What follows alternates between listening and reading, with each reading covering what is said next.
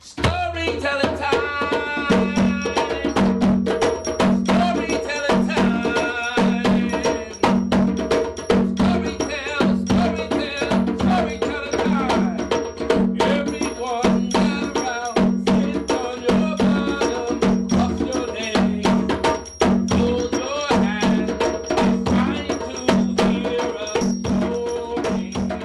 story. Storyteller. I am educational entertainment in the fashion of the African Jolly. And Jolly means that it's born in the blood. And the Jolly is better known worldwide as a griot. And the griot carries the stories, the legends, the folk tales, the history of the people around to others in order to share culture. And in America, it's known as the storyteller.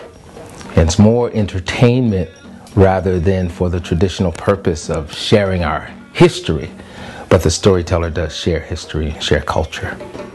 Let us not wallow in the valley of despair.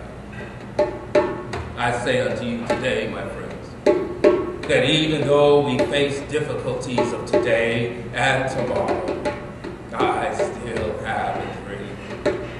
As the third boy in a family of 8 children, the first son is trying to be as much as he can like the father. The second son is trying to be better than the first son. So I had nothing to do but sit in my mama's lap and listen to stories from my aunties and grandmothers and uncles. And it was just a path.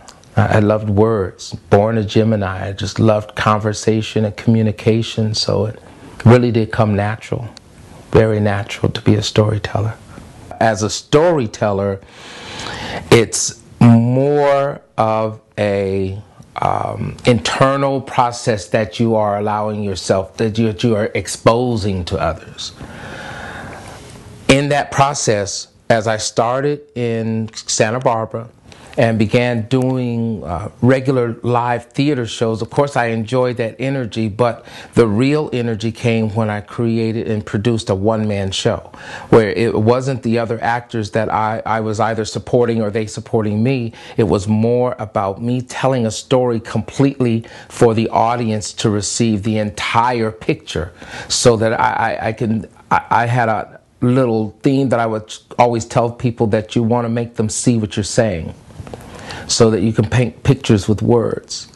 And you capture the attention of an audience in the first couple of moments that you step out on the stage, either by your carriage or by what you bring with you from what has happened already. And the stories, when you're telling stories, it's that kind of energy where you are carrying the people along with you through on a journey to get to a particular place. Either you're teaching a lesson, or you're sharing a folk tale, or you're bringing them to a place of peace, or a bit of humor.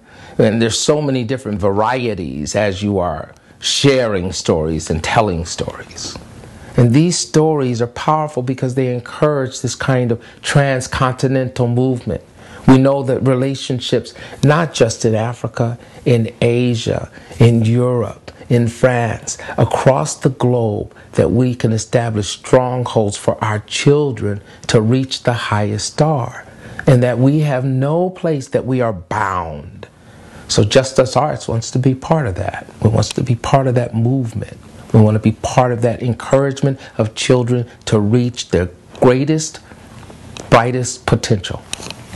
We've been fortunate that because we've stayed to this one thing, that freedom from knowledge, knowledge from books, books from school, and we encourage the kids to stay in school.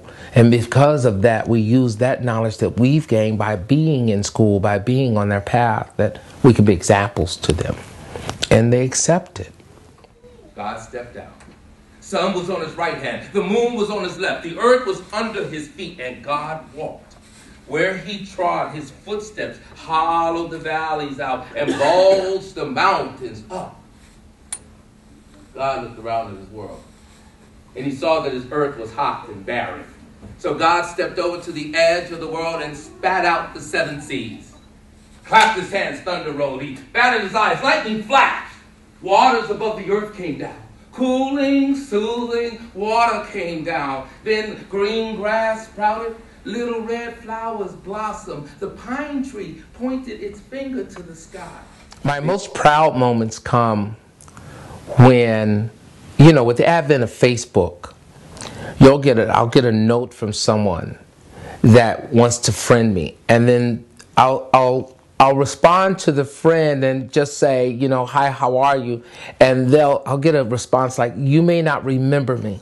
I was in the 5th grade when you came to my school, and now I'm in college downstate, and I'm pursuing my career. And the things that you told me about the red, black, and green flag, the things that we talked about, our culture, our heritage, our history, that really stuck with me, and I started doing as much as I could do to be a proud representative of my people. I see family members that come to shows and they bring their younger siblings because they remember after a show. They come up and they say, yeah, you were at my school. I remember you telling that story. I remember you singing a song. I remember you being at my school.